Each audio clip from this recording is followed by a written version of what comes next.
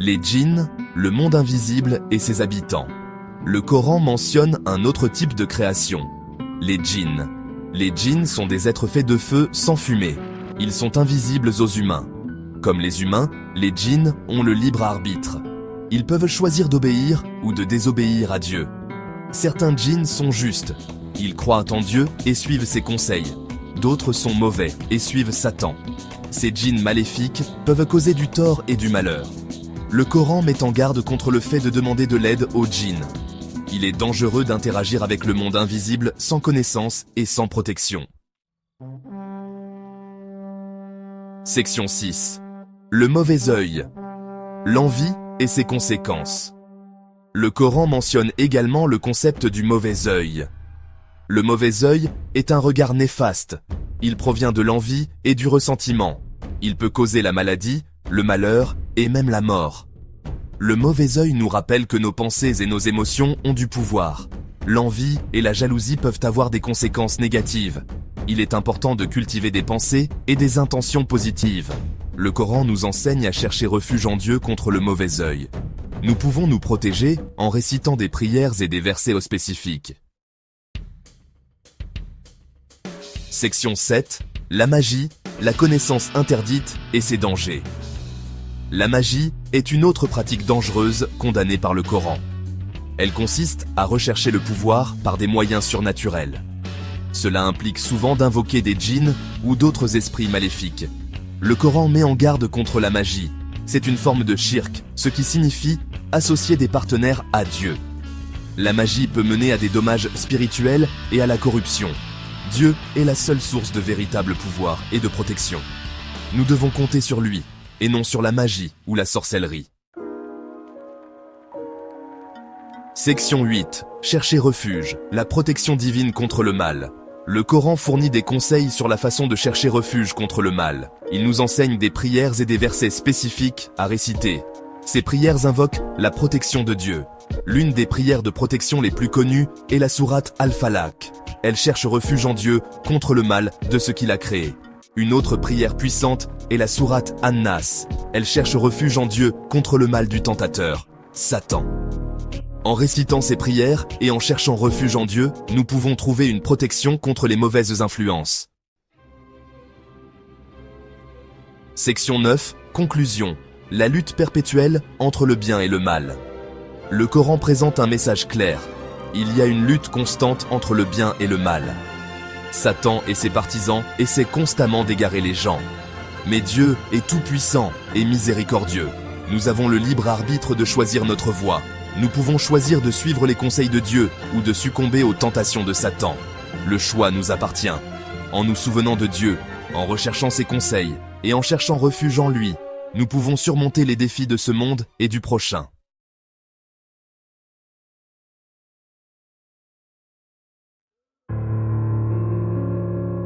La chute de Satan, de l'ange à l'ennemi.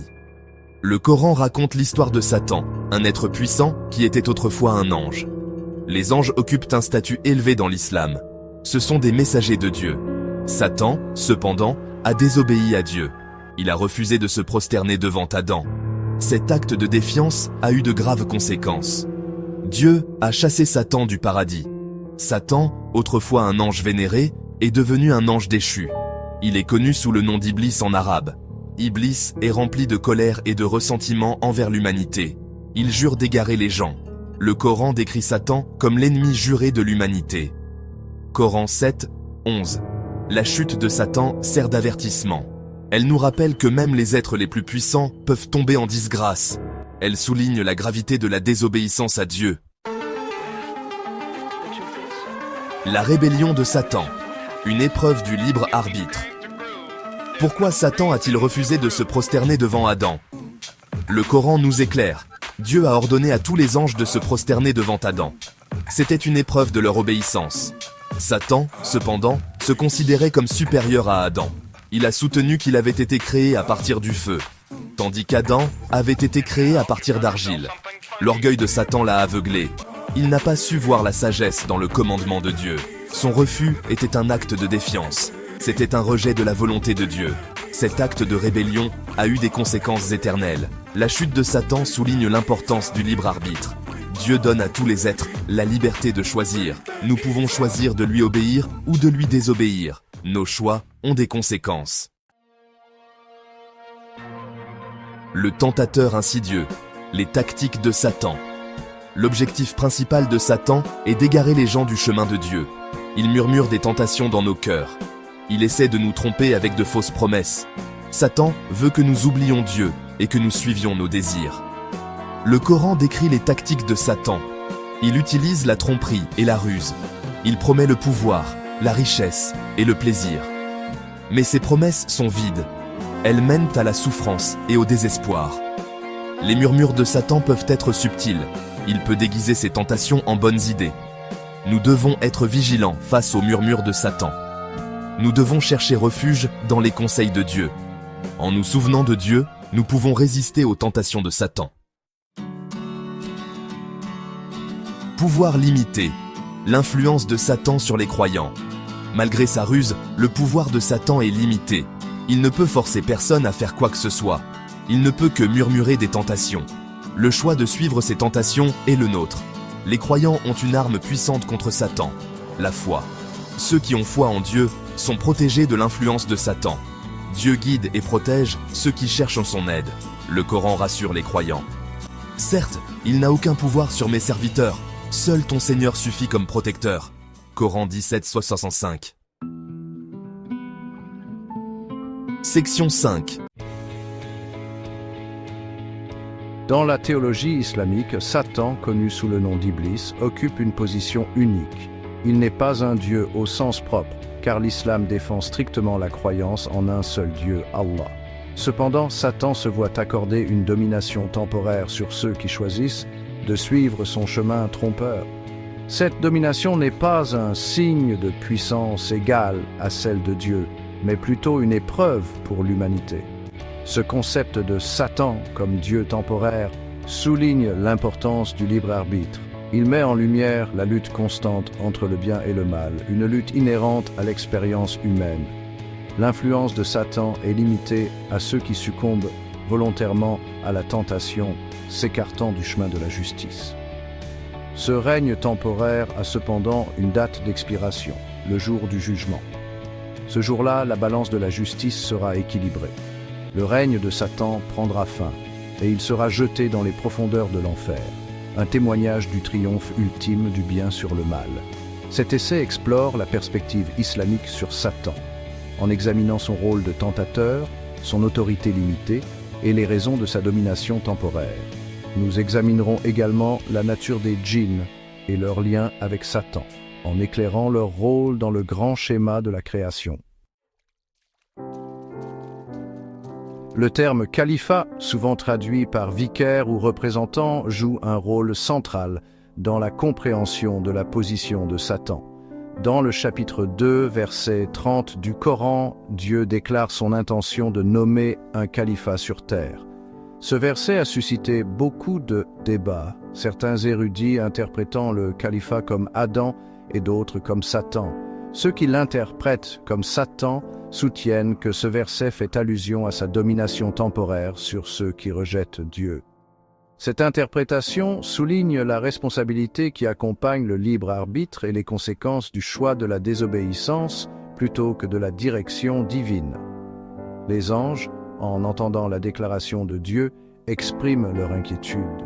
Ils se demandent pourquoi Dieu nommerait quelqu'un qui sèmera la corruption et répandra le sang.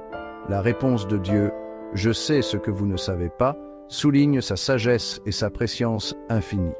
Cet échange souligne un point crucial. Le plan de Dieu englobe une perspective plus large, qui transcende la compréhension humaine. La nomination d'un califat, qu'il soit interprété comme Adam ou Satan, sert un dessein divin dans la grande tapisserie de la création. Il est essentiel de comprendre que l'autorité de Satan n'est pas absolue. Son pouvoir dépend des choix que font les humains. Le chapitre 15, verset 42 du Coran, déclare clairement « Tu n'as aucun pouvoir sur mes serviteurs. Tu n'as d'autorité que sur ceux qui te suivent. » Ce verset souligne les limites de l'influence de Satan. Satan peut murmurer des tentations et présenter des illusions séduisantes, mais il ne peut forcer la main de personne. Le pouvoir de choisir entre le bien et le mal appartient uniquement à l'individu. Ceux qui choisissent de suivre les conseils de Dieu sont protégés des murmures trompeurs de Satan. L'histoire de la rébellion de Satan contre Dieu, telle que racontée dans le chapitre 38, verset 69 du Coran, illustre davantage ce point. Malgré sa défiance, l'influence de Satan reste limitée à ceux qui choisissent volontairement de le suivre.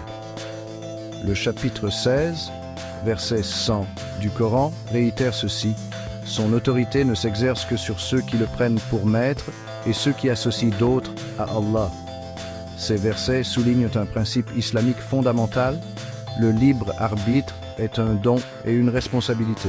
Les humains ont le pouvoir de choisir leur voie, et avec ce pouvoir vient la responsabilité de leurs actes. Maintenant, dans cette dernière section, nous allons approfondir le concept de choix d'allégeance. L'islam et le christianisme, deux des principales religions du monde, partagent de nombreuses similitudes et différences qui ont façonné les croyances et les pratiques de leurs fidèles au cours des siècles. Les deux religions croient en un seul Dieu, soulignent l'importance de la prière et possèdent des écritures saintes qui guident leurs adhérents. Cependant, elles diffèrent considérablement dans leur point de vue sur Jésus-Christ, les chrétiens le considérant comme le Fils de Dieu et les musulmans le reconnaissant comme un prophète. Ces différences ont conduit à diverses perspectives théologiques et pratiques culturelles parmi leurs fidèles. Malgré ces différences, les deux religions promeuvent des valeurs de compassion, de charité et de justice qui ont eu des impacts profonds sur les sociétés du monde entier. Le libre arbitre est un aspect fondamental de l'existence humaine, permettant aux individus de faire des choix et de prendre des décisions. La tentation, en revanche, met à l'épreuve cette liberté, présentant des défis qui peuvent soit renforcer, soit affaiblir la résolution d'une personne. C'est en surmontant la tentation que l'on peut véritablement comprendre le pouvoir et la responsabilité du libre arbitre. Au cœur de nombreuses croyances religieuses se trouve le concept de monothéisme, la croyance en une seule divinité toute-puissante. Ce fondement façonne non seulement les perspectives théologiques, mais influence également les cadres éthiques et moraux. En centrant leur foi sur une seule entité divine, les croyants trouvent une source unifiée de guidance et de but. Dans un monde rempli de désinformation et de tromperie, la protection contre la duperie devient cruciale. Cette protection vient souvent d'une compréhension profonde de sa foi et de ses principes. En s'enracinant dans la vérité et la sagesse, les individus peuvent naviguer à travers les mensonges et rester fermes dans leurs croyances. Le triomphe de la croyance ne consiste pas simplement à s'accrocher à la foi, mais à faire l'expérience de son pouvoir transformateur. À travers les épreuves et les tribulations, la croyance peut émerger plus forte, apportant réconfort et direction. C'est dans l'engagement indéfectible envers sa foi que se trouve le véritable triomphe, menant à une vie de sens et d'accomplissement.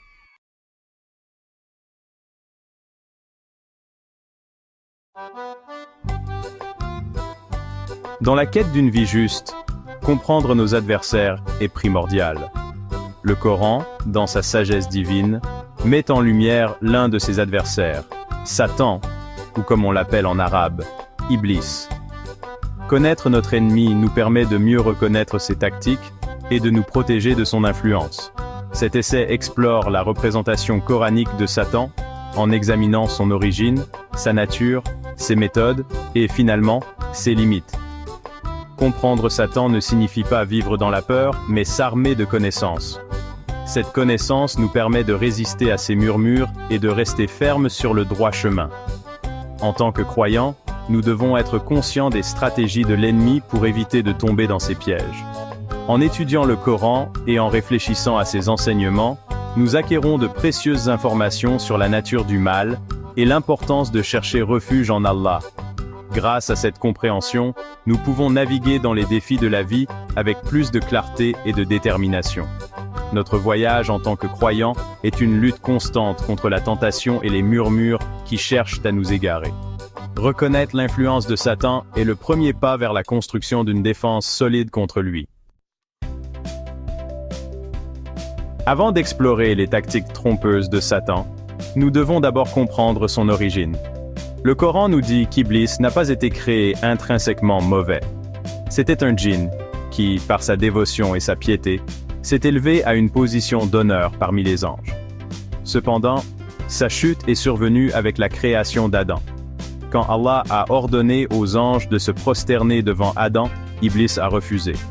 Cet acte de défiance provenait de son arrogance et d'un sentiment de supériorité. Il croyait qu'être créé à partir du feu le rendait supérieur à Adam, qui était créé à partir d'argile. Ce refus d'obéir au commandement d'Allah a marqué la chute d'Iblis. Il a été banni de la miséricorde d'Allah et est devenu connu sous le nom de Satan, l'ennemi juré de l'humanité. Son histoire nous rappelle que l'arrogance et l'orgueil peuvent égarer même les plus dévots. La chute de Satan souligne l'importance de l'humilité et de la soumission complète à la volonté d'Allah. C'est un récit édifiant qui nous met en garde contre les dangers de la suffisance et de la croyance en notre propre supériorité. L'arme principale de Satan n'est pas la force brute, mais plutôt la tromperie et la ruse. Le Coran le décrit comme un chuchoteur rusé, cherchant constamment à détourner les gens du chemin d'Allah. Il exploite nos faiblesses, nos désirs et nos insécurités pour nous attirer vers le péché. Ses murmures sont subtils, souvent déguisés en nos propres pensées, ce qui les rend difficiles à détecter. L'une de ses tactiques les plus efficaces est d'embellir les mauvaises actions, en les faisant paraître attrayantes et désirables. Il murmure des promesses de plaisir et de satisfaction, cachant les conséquences ultimes de telles actions. En présentant le péché comme une source de bonheur, il tente de nous détourner de la joie véritable et durable que l'on trouve dans l'obéissance à Allah. Il est crucial de se rappeler que les promesses de Satan sont vides et trompeuses. C'est un maître manipulateur, habile à déformer la réalité et à exploiter nos vulnérabilités. Son but est de nous égarer du chemin d'Allah, et il utilisera tous les moyens nécessaires pour y parvenir. Les tactiques de Satan ne sont pas aléatoires. Elles sont soigneusement conçues pour exploiter les faiblesses inhérentes à tous les êtres humains. Il comprend nos désirs de richesse, de statut et de pouvoir, et il utilise ces désirs pour nous tenter. Il chuchote des suggestions de raccourcis et de gains faciles, encourageant l'avidité et le matérialisme. De même, il exploite notre vulnérabilité à la luxure et au désir, nous tentant avec des plaisirs interdits. Il incite à l'envie et à la haine entre les gens, semant la discorde et créant des divisions. En chuchotant des soupçons et en alimentant les rancunes, il crée de l'animosité et des conflits. Il exploite également nos peurs et nos angoisses, les amplifiant pour nous paralyser avec le doute et le désespoir. Reconnaître ces tactiques est essentiel pour les contrer. Nous devons être vigilants pour identifier et rejeter les pensées qui favorisent ces émotions et désirs négatifs. En renforçant notre lien avec Allah et en cherchant refuge dans ses conseils, nous pouvons surmonter ces tentations. Abordons maintenant un aspect important de l'influence de Satan, ou plutôt de son absence d'influence. Il est essentiel de comprendre que Satan n'a aucune autorité sur ceux qui croient vraiment et placent leur confiance en Dieu. Voyez-vous, les croyants sont protégés par leur foi, et les murmures de Satan tombent dans l'oreille d'un sourd lorsqu'ils sont confrontés à une conviction inébranlable. C'est un témoignage de la force et de la résilience de la foi, qui agit comme un bouclier contre toute forme d'intention malveillante. Alors, rappelez-vous, la foi n'est pas seulement une croyance, mais une force puissante qui protège le cœur et l'âme de toute influence trompeuse. Face aux murmures de Satan, les croyants sont encouragés à chercher refuge en Allah. Le Coran nous rappelle que la vraie force et la vraie protection viennent d'Allah seul. En nous tournant vers lui, nous trouvons la résilience nécessaire pour résister à la tentation et rester ferme dans notre foi. Le rappel d'Allah et la récitation du Coran sont des outils puissants contre l'influence de Satan. En gardant nos cœurs et nos esprits occupés par les paroles d'Allah, nous créons un bouclier qui nous protège du mal. Le Coran nous rappelle constamment notre but et le chemin que nous devons suivre. Le jour du jugement, Satan reniera ses disciples, les laissant seuls face aux conséquences de leurs actions. Il dira « Je n'avais aucune autorité sur vous, si ce n'est que je vous ai invité, et vous m'avez répondu. » Cette dure réalité souligne l'importance de faire des choix conformes à la justice et à la vérité. Les croyants sont appelés à rester vigilants et fermes dans leur foi. En reconnaissant les tactiques de Satan et en recherchant les conseils d'Allah, nous pouvons naviguer dans les défis de la vie avec sagesse et force. Notre voyage est un effort continu, avec l'assurance que le soutien d'Allah est toujours présent.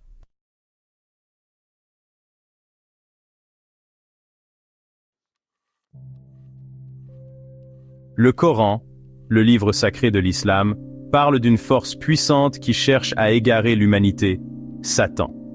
Il est celui qui murmure les doutes, celui qui sème les tentations, l'architecte des illusions. Son règne n'est pas celui de la force brute, mais d'une tromperie subtile, un empoisonnement lent et insidieux du cœur et de l'esprit. Il travaille dans l'ombre, exploitant nos faiblesses, amplifiant nos désirs et nous éloignant du droit chemin, avec des promesses de plaisirs éphémères et de faux espoirs d'épanouissement. Le Coran nous met en garde contre la vraie nature de Satan, le révélant comme un ennemi qui cherche à nous piéger dans sa toile de mensonges. Il est l'incarnation de l'orgueil et de la désobéissance, ayant refusé de se prosterner devant Adam, le premier humain, par arrogance et par envie. Sa rébellion contre Allah, le seul vrai Dieu, a conduit à son expulsion du paradis et à son vœu éternel d'égarer l'humanité.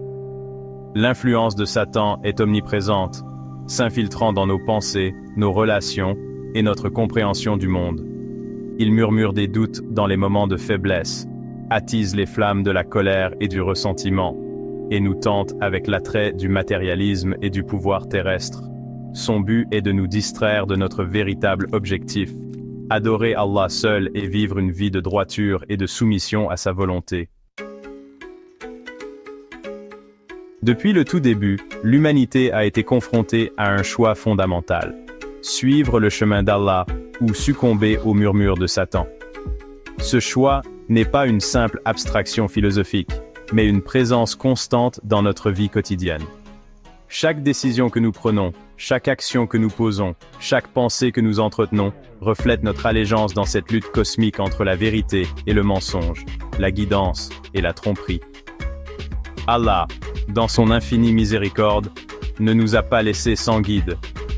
Il a révélé sa volonté par l'intermédiaire de ses prophètes et messagers, culminant avec la révélation finale du Coran au prophète Muhammad, que la paix soit sur lui.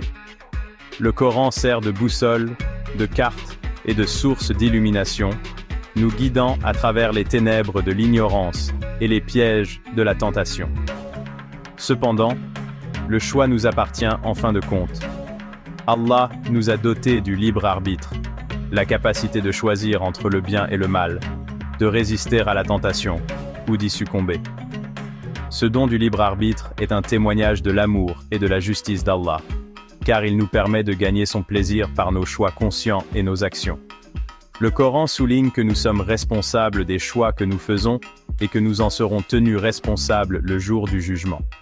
C'est un rappel brutal que nos actions ont des conséquences, à la fois dans cette vie et dans l'au-delà. Satan est un ennemi rusé et patient, expert dans l'art de la tromperie. Il comprend la psychologie humaine, exploitant nos faiblesses et nos vulnérabilités pour nous égarer. Ses tactiques sont subtiles et insidieuses, souvent déguisées en diversion inoffensive ou en rationalisation de nos désirs. L'une des tactiques les plus efficaces de Satan est de faire appel à nos désirs. Il murmure des suggestions de gratification instantanée, nous tentant avec l'attrait des biens matériels, des plaisirs sensuels et du statut social. Il déforme nos perceptions, faisant paraître le défendu désirable et le chemin de la droiture ardu et peu gratifiant. Une autre tactique consiste à instiller le doute et la confusion. Il soulève des questions sur l'existence de Dieu, l'authenticité de la révélation et le but de la vie. Il cherche à saper notre foi, nous faisant remettre en question nos croyances et nos valeurs, nous entraînant sur une pente savonneuse de scepticisme et, finalement, d'incrédulité. Satan exploite également nos émotions.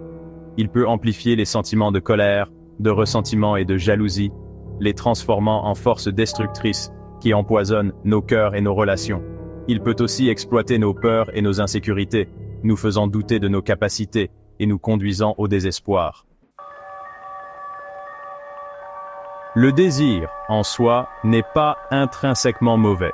Allah nous a créés avec des inclinations et des désirs naturels, et leur satisfaction peut apporter joie et contentement. Cependant, Satan cherche à exploiter ces désirs, les transformant en envies insatiables qui mènent à l'excès, à l'indulgence et, finalement, à la ruine spirituelle. Il chuchote des suggestions de gratification instantanée, nous poussant à privilégier les plaisirs immédiats aux conséquences à long terme. Il nous tente avec l'attrait de la richesse et des possessions, promettant bonheur et sécurité dans les biens matériels, même si cela signifie compromettre nos valeurs ou exploiter les autres. Satan exploite également notre désir d'acceptation sociale et de statut.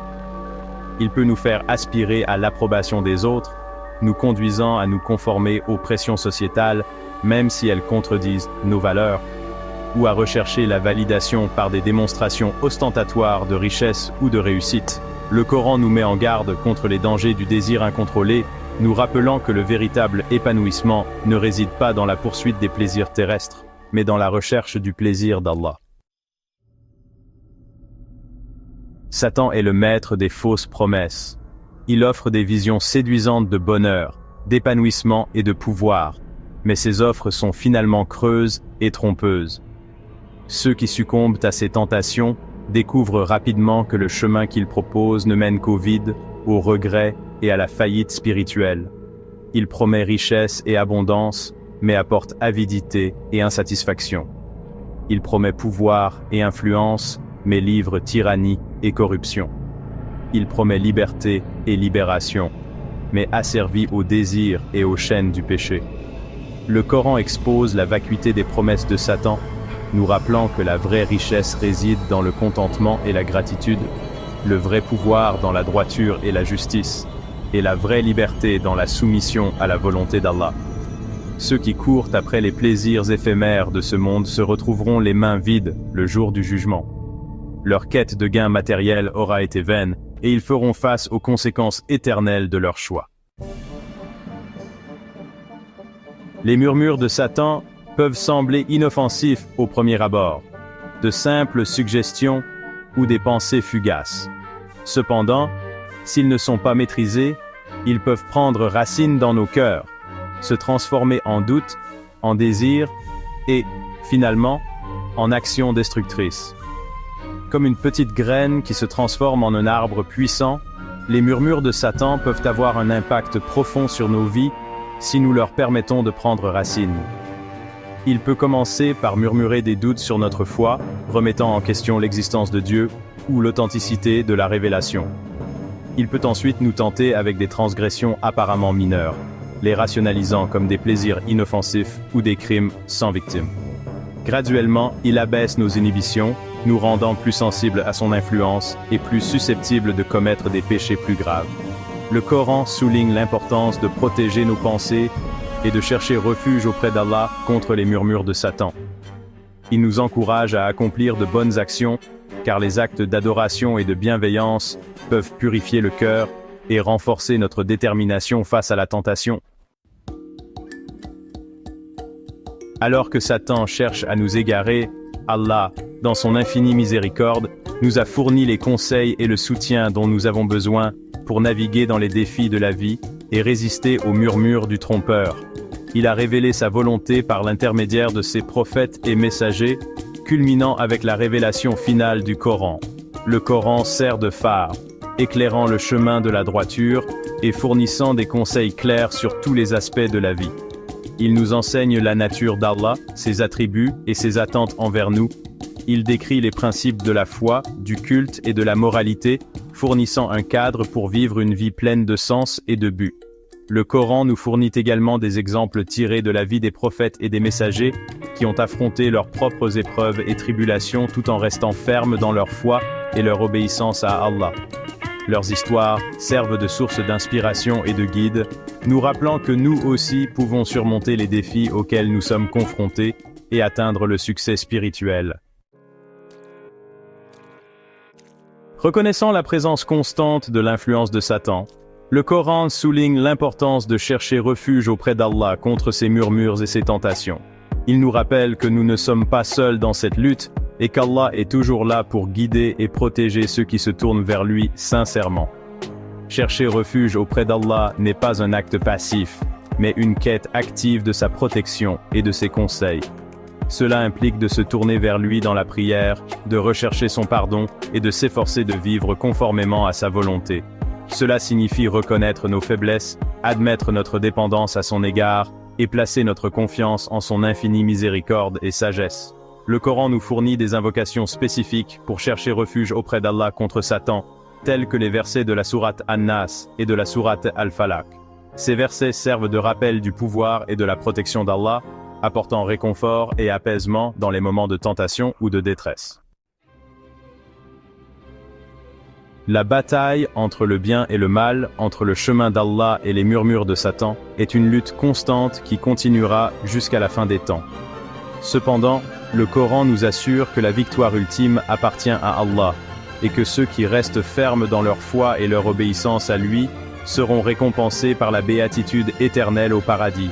Le Coran décrit le paradis comme un royaume d'une beauté et d'une sérénité inimaginables, où tous les désirs sont exaucés et où il n'y a ni douleur, ni chagrin, ni mort. C'est une récompense qui dépasse de loin tout plaisir éphémère ou gain matériel que Satan peut offrir. Bien que le chemin de la droiture puisse parfois être difficile, le Coran nous rappelle qu'Allah est avec ceux qui sont patients, constants et sincères dans leurs efforts. Il ne nous chargera pas au-delà de nos capacités et nous fournira la force et les conseils dont nous avons besoin pour surmonter les défis auxquels nous sommes confrontés. Le Coran se termine par un message d'espoir et d'encouragement, nous rappelant que la victoire ultime appartient à ceux qui choisissent le chemin d'Allah et que leur récompense ne sera rien de moins que le paradis éternel.